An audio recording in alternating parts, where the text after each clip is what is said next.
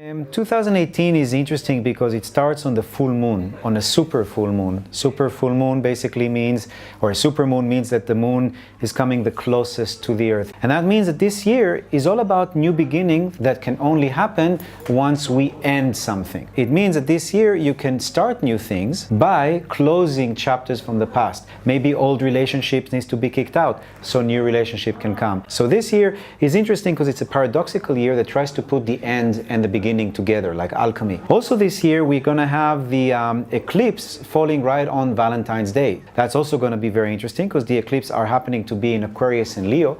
Aquarius is all about friendship, communities, groups, doing things together with other people. Leo is actually sports, recreation, entertainment, which is definitely things that you guys are dealing with. February 15 is going to be the beginning of the year of the dog, but it's also a powerful eclipse that happens right over Valentine's Day, which is a celebration of love throughout the world.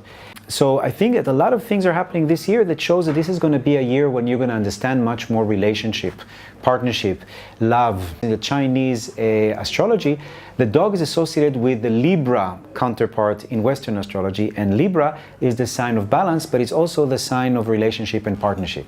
And the dog is this character that is the closest to us. We have a partnership with dogs in this planet, and being the year of the dog and also the year of love and relationship is going to be very interesting for a lot of people, and that's why I recommend people to have a dog. We have Venus retrograde, we have Mars retrograde. So a lot of the year, instead of going forward, we're going backward. Same way that we said, instead of starting the year in the new moon, we started it in a full moon.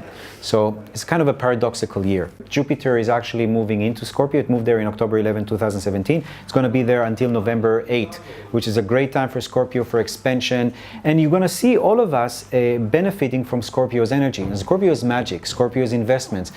The Mercury retrograde, which is always a time you can't sign any documents, you have to be careful, are happening in Aries between April 15 to March 22nd, in Leo between July 26 to August 18, and in Sagittarius between November 17 to December 6.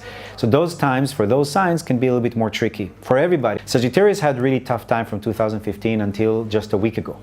So they were carrying a lot of karma on top of them. Now they're going to feel released. And the sign that's going to carry karma is much more Capricorn. And that means that for Capricorn, it's going to be a time of consolidating their energy. They don't mind Saturn because they're a very disciplined sign, but it is a time of discipline. For example, for people who work out and do physical activity, it's more focused on long-term goals. Aquarius and Leo are facing the eclipses. So for them, it's all about things moving really fast, end of January, February, end of July and August. That happened last time in 1999, 2000, so you can go back to that time and see how it affected you.